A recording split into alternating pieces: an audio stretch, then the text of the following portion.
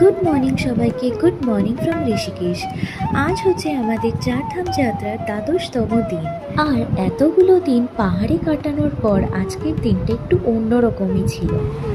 Good morning from Rishikesh. আজকে আমরা আছি ঋষিকেশে, আর আজকে ঋষিকেশের সেকেন্ড ডে। আর আমরা কালকেও ছিলাম ঋষিকেশে, আর কালকে তেমন কোথাও ঘুরিনি। কালকে গেছিলাম ত্রিবেণী ঘাটে সন্ধ্যাবেলা।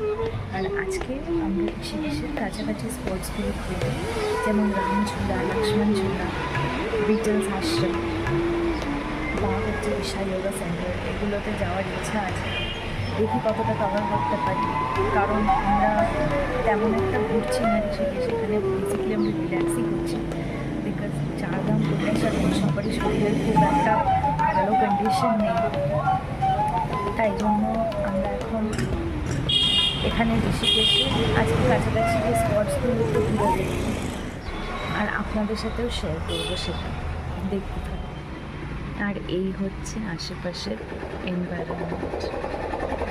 আমাদের হোটেল ছিল বানিয়া ব্রিজ, যেটা ছিল রামঝুলা ব্রিজ ক্রস করে বা দিকের টার্নিংয়ে। সত্যি উত্তরাখণ্ডের এক একটা স্পট এক এক রকম সৌন্দর্য, কোনোটার সাথে কোনোটা ডেসক্রাইব করা যাবে না। আর যেখানে যাচ্ছি সেই প্লেসের প্রতি একটা আলাদাই অ্যাট্রাকশন হয়ে যাচ্ছে। কি করে হচ্ছে জানি না, বাট হয়ে যাচ্ছে।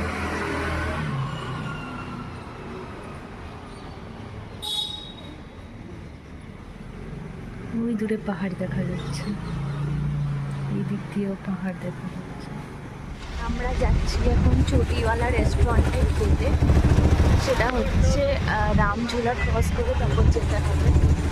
তাই জন্য একটা অটো নিয়ে নিয়েছি রামঝুলা যাওয়ার জন্য।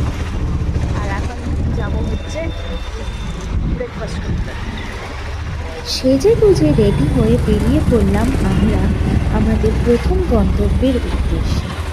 মনে অনেকটা ইচ্ছা নিয়ে যে আজ ঋষিকেশ ঘুরে দেখব, কিন্তু ওই যে মহাদেব যা চাইবে সেইটাই তো হবে। দেখতে দেখতে চলে আসলাম আমরা রামঝুলাতে। এই রামঝুলার সৌন্দর্য সত্যি অবর্ণনীয়।